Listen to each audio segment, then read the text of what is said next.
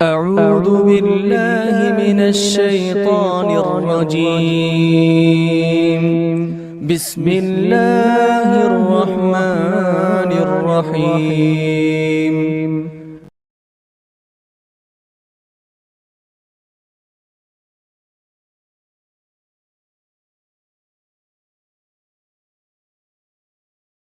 بسم الله الرحمن الرحيم. الحمد لله رب العالمين وبه نستعين، وصلى الله وسلم على سيد الأنبياء والمرسلين وعلى آله وأصحابه أجمعين ومن تبعهم بإحسان إلى يوم الدين. أما بعد، آج کی جو دوسری نشست ہے، اس دوسری نشست میں میں ایک تاریخی بات بتانا چاہتا ہوں. 2 دن پر مشتمل ہمارا جو محاضرہ ہے، صبح شام کے اذکار کی شرح، اسی مناسبت سے بس ہم تاریخی طور پر اس بات سے واقف ہوں کہ 1400 سال کی تاریخ میں ہمارے علماء کی جو مختلف طرح کی تصنیفی خدمات ہیں، جو کتابیں انہوں نے لکھی ہیں، ان میں ذکر و اذکار سے متعلق جو کتابیں لکھی گئی ہیں، اس کا ایک ہم جائزہ لیتے ہیں، اس سے کچھ متعارف ہوتے ہیں. اہل علم کی جو خدمات ہیں، جو تصنیف سے متعلق ہیں، وہ میں اور آپ یہاں بیٹھ کر کے تصور نہیں کر سکتے کہ کتنی بڑی مقدار میں کتابیں ہیں. آپ حیران ہو جائیں گے اگر میں بولوں گا کہ کروڑ سے زیادہ ہیں، کروڑوں پر ہیں، تو مبالغہ نہیں ہوگا. حقیقت بتا رہا ہوں آپ کو، حقیقت بتا رہا ہوں. اتنی بڑی مقدار میں ہم اتنی دور تک سوچ نہیں سکتے.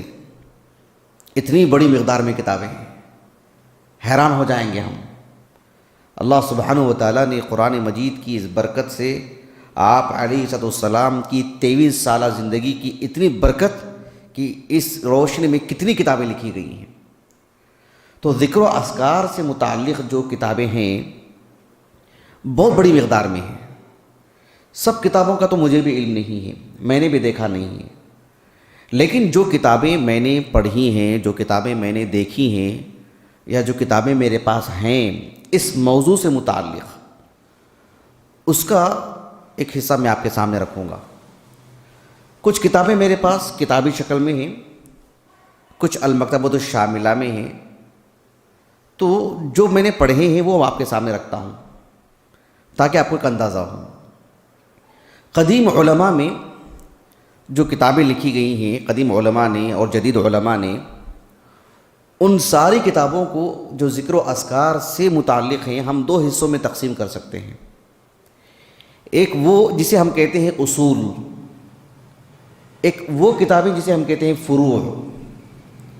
اصول کا مطلب کیا ہے؟ کچھ مشکل نہیں ہے، آسانی سے سمجھ سکتے ہیں انشاءاللہ. اصول کا مطلب یہ ہوتا ہے کہ کتاب لکھنے والے جو حدیث لاتے ہیں اپنی سند سے لاتے ہیں، جیسے امام بخاری، امام مسلم، امام ترمذی، امام احمد بن حنبل وغیرہ وغیرہ. یعنی وہ کتابیں جسے ہم اصول کہتے ہیں، جو اہل علم کی اپنی سند سے اس حدیث کو لے کر آتے ہیں، اپنی سند سے. فروع کا مطلب یہ ہوتا ہے کہ یہ اس دور کے علماء ہیں جب سند سے کتابیں لکھی نہیں جاتی تھیں.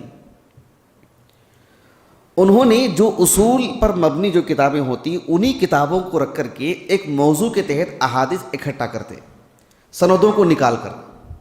بس عن ابی ہریرہ، عن انس بن مالک، یہاں سے شروع کرتے، سند نہیں. کیونکہ وہ اسانید اصولی کتابوں میں ہیں، جو اصول پر مبنی کتابیں ہیں. ان کے پاس اپنی سند ہوتی ہے رسول اللہ تک، لیکن ذکر نہیں کرتے. اتنی لمبی سندیں کون بیان کرے گا، اور حاجت بھی نہیں ہے، لیکن تبرکاً رکھتے ہیں اپنے پاس. تو یہ 2 طرز کی کتابیں ہیں. تو صرف کتاب الدعا، صرف دعا سے متعلق، صرف صبح و شام کی دعاؤں سے متعلق، عام طور پر جو دعائیں پڑھی جاتی ہیں صرف اس موضوع کے تحت، سب سے پہلی کتاب جو آئی ہے اس 1400 سالہ تاریخ میں، وہ ایک قدیم عالم دین ہے، جن کا نام ہے محمد ابن فضیل ابن غزوان، ابو عبد الرحمن ان کی کنیت تھی۔ 195 ہجری ان کا سن وفات ہے۔ امام بخاری تو 194 ہجری میں پیدا ہوئے نا، ان کا سن وفات 195 ہجری ہے۔ کتب ستہ کے رجال میں سے ہیں، ثقہ ہیں، لیکن ان کی زندگی سے متعلق تشیع والی بات بھی کہی جاتی ہے، لیکن ثقات اثبات میں سے ہیں، کتب ستہ کے رجال میں سے۔ ان کے والد بھی ثقہ عالم دین فضیل ابن غزوان۔ ان کی جو کتاب ہے الدعاء، 160 دعائیں ہیں اس میں، اور ابھی تو وہ رسالہ محقق چھپا ہے مکتبۃ الرشد ریاض سے، 1999 میں چھپا ہے رسالہ، المکتبۃ الشاملہ میں موجود ہے، میں نے پڑھا اس کو الحمدللہ۔ یہ تھے تو شیعہ، ان کی زندگی سے متعلق شیعیت کی باتیں بھی کی جاتی ہیں، لیکن اس زمانے کے اس زمانے کے شیعہ میں بہت فرق ہے۔ ان کی جو کتاب الدعاء ہے اس میں ابو ہریرہ کی مرویات ہیں، ابو بکر صدیق کی مرویات ہیں، عمر بن خطاب کی مرویات ہیں، عثمان بن عفان کی ہیں، علی بن ابی طالب کی بھی ہیں، حسین کی بھی ہیں، ابو بکر صدیق کی بھی مرویات ہیں رضی اللہ عنہ اجمعین۔ تو یہ کتاب الدعاء سب سے قدیم کتاب ہے اور مطبوع ہے۔ پھر امام ابو داؤد السجستانی رحمہ اللہ کتب ستہ کے مؤلفین میں شمار ہوتا ہے۔ ان کا سلیمان ابن الاشعث ابو داؤد کی کنیت سے مشہور ہیں، 275 ہجری سے وفات ہے ان کا، لیکن ان کی جو کتاب ہے کتاب الدعاء وہ مطبوع ہے نہیں ہے اس کا تو مجھے علم نہیں ہے، میں نے دیکھا نہیں اس کتاب کو، لیکن حافظ ابن حجر العسقلانی رحمہ اللہ ان کی سوانح حیات میں تہذیب التہذیب میں لکھا ہے کہ ان کی کتاب تھی مستقل کتاب الدعاء، یعنی قدیم علماء میں سے۔ ایک تیسرے عالم دین ہیں جو علمی دنیا میں ابن ابی الدنیا سے معروف ہیں، اس نام سے ابن ابی الدنیا، لیکن ان کا نام تھا عبداللہ ابن محمد، ابو بکر کنیت تھی، 281 ہجری سے وفات ہے، بغداد کے علماء میں سے ہیں۔ اپنے دور کے علماء میں سے ان کی جو خصوصیت ہے وہ یہ کہ جو بادشاہ ہوا کرتے تھے ان کے بچوں کے مربی ہوتے تھے، یہ بادشاہوں کے بچوں کی تربیت کرنا، انہیں اخلاق سکھانا، انہیں تہذیب دینا، کیسے رہنا چاہیے، کیسے گفتگو کرنا چاہیے، وہ اس کے لیے مامور تھی۔ کئی کتابیں لکھی انہوں نے زہد و تقویٰ سے متعلق، پورا موسوعہ ہے ان کا میرے پاس الحمدللہ۔ اس میں بھی ان کی ایک کتاب ہے کتاب الدعاء، مستقل ایک رسالہ۔ پھر اس کے بعد ایک اور عالم دین ہے جو علمی دنیا میں ابن ابی عاصم الشیبانی کے نام سے معروف ہیں، 287 ہجری سے وفات ہے ان کا۔ احمد ابن عمرو نام ہے ان کا، احمد ابن عمرو، لیکن ابن ابی عاصم کے نام سے معروف ہیں، اسی کنیت سے۔ بہت عظیم عالم دین، اہل السنہ والجماعہ کے عقیدے سے متعلق کتاب السنہ کتاب لکھی انہوں نے، شیخ البانی نے تخریج کی اس کی ظلال الجنہ کے نام سے۔ تو ان کی بھی ایک کتاب ہے کتاب الدعاء، مطبوع ہے۔ پھر اسی طرح سے ایک اور عظیم عالم دین امام نسائی رحمہ اللہ، احمد ابن شعیب نام ہے ان کا، ابو عبد الرحمن کنیت ہے، 303 ہجری سے وفات ہے ان کا۔ معروف عالم دین، مشہور بولنے کی ضرورت نہیں، ان کی کتاب ہے کتاب عمل الیوم واللیلہ، صبح و شام میں کیا پڑھنا چاہیے اس سے متعلق، اور بہت عمدہ کتاب، اور ترتیب بڑی بڑی بہترین۔ ان کے ایک شاگرد ہیں، انہوں نے مستقل اسی عنوان پر کتاب لکھی، جو علمی دنیا میں ابن السنی کے نام سے معروف ہیں، ابن السنی، ابو بکر ابن السنی، لیکن نام تھا ان کا احمد ابن محمد۔ 364 ہجری سے وفات ہے ان کا۔ انہوں نے بھی ایک کتاب لکھی عمل الیوم واللیلہ، لیکن وہ کتاب بھی بہت شہرت پائی، وہ دونوں کتابیں ہیں میرے پاس الحمدللہ۔ اور امام نسائی رحمہ اللہ کے ایک اور شاگرد ہیں امام طبرانی، ابو القاسم کنیت تھی ان کی، سلیمان ابن احمد ابن ایوب نام ہے ان کا، بہت بہت جید عالم دین۔ ان کی بھی کتاب ہے کتاب الدعوات، موجود ہے المکتبۃ الشاملہ میں، کتاب الدعاء۔ ایک اور عالم دین ہے حمد ابن محمد ابن سلیمان،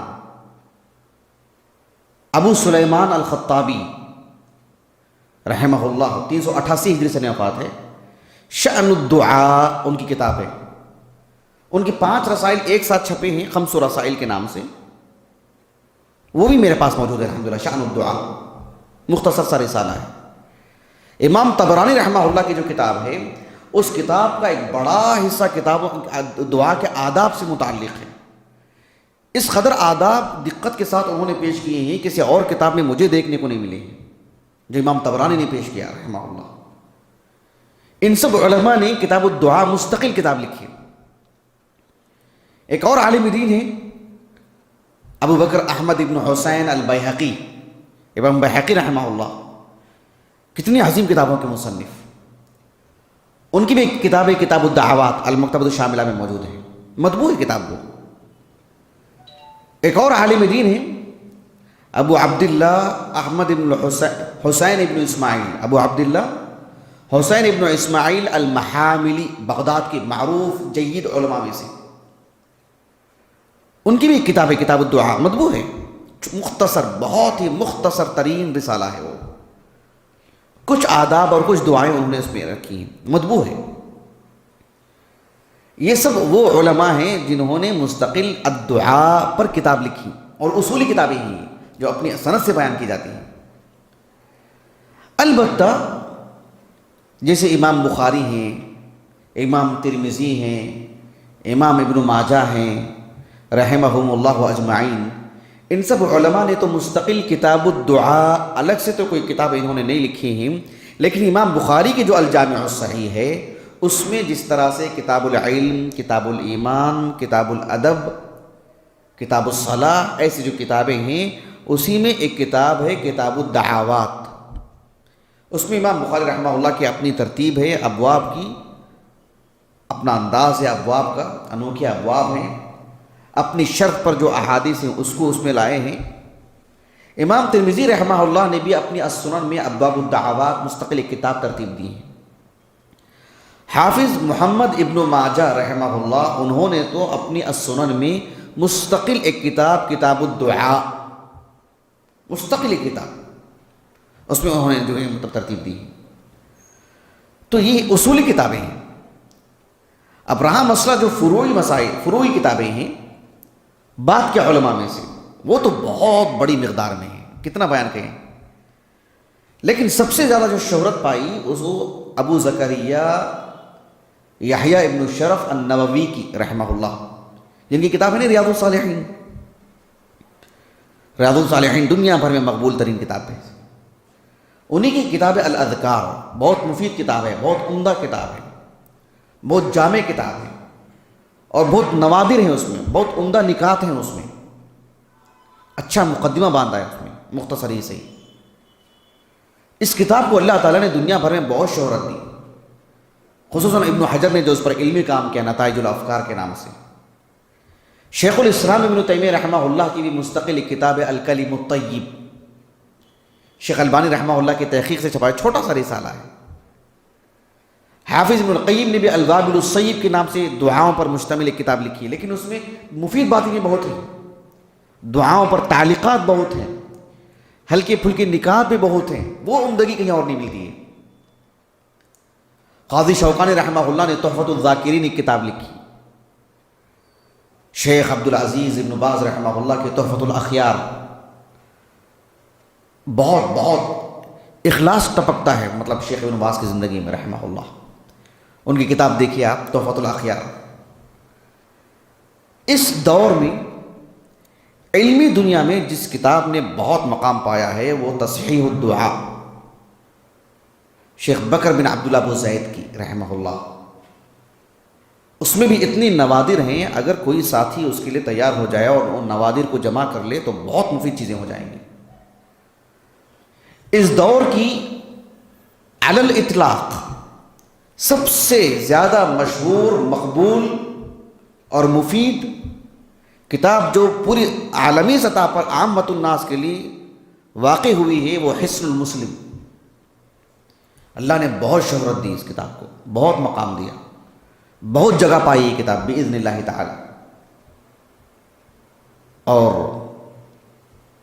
مدینہ کے ایک عالم دین ہیں شیخ عبد الرزاق البدر حفظہ اللہ، ان کی فقہ الادعیہ والاذکار، وہ ہمارے اپنے ہندوستان میں زیادہ جو ہے مطلب مشہور نہیں ہو سکی کتاب، وہ زیادہ عام نہیں ہو سکی، حالانکہ مفت تقسیم ہوتی ہے کتاب، وہ ہر مکتبے میں ہونی چاہیے، کم از کم اہل علم طلباء کے پاس تو ہونی چاہیے، بڑی مفید شرح بھی کی انہوں نے، تو یہ کتابیں بہت مفید ہے اس دور کے اعتبار سے۔ میں اپنی اس نشست کو یہیں پر ختم کرتا ہوں، بس تاریخی طور پر اس موضوع کے تحت قدیم اور جدید علماء کی جو کتابیں تھیں اس کے تعارف پر میں نے بس آپ کے سامنے باتیں رکھی تاکہ یہ بھی آپ کے علم میں ہو۔ انشاءاللہ اس کے بعد والی نشستوں میں ہم اپنے موضوع سے متعلق گفتگو کریں گے باذن اللہ تعالی۔ سبحانک اللہم و بحمدک، اشہد ان لا الہ الا انت، استغفرک و اتوب الیک۔